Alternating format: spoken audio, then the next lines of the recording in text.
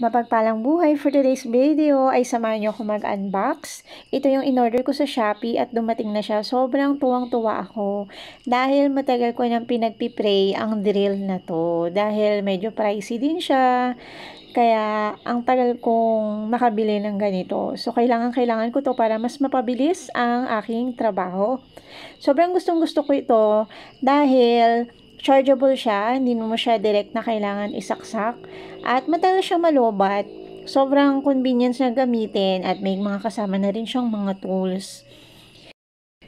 At sobrang nagpapasalamat ako kay Lord sa kabutihan niya sa akin dahil talagang answer prayer na dumating na ang matagal ko lang nire-request at pinakahihintay.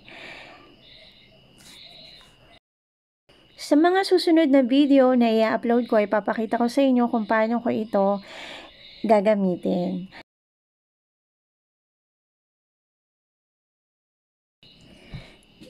So, this time mga sis ay itatry na natin siya. Ipipress lang natin yung on switch niya.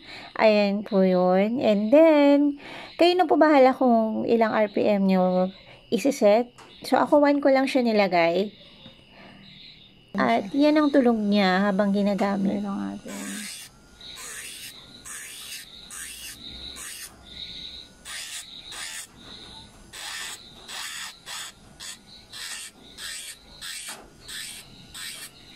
Ang kagandahan dito sa drill na to, hindi siya nagbabibrate, hindi rin umiinit.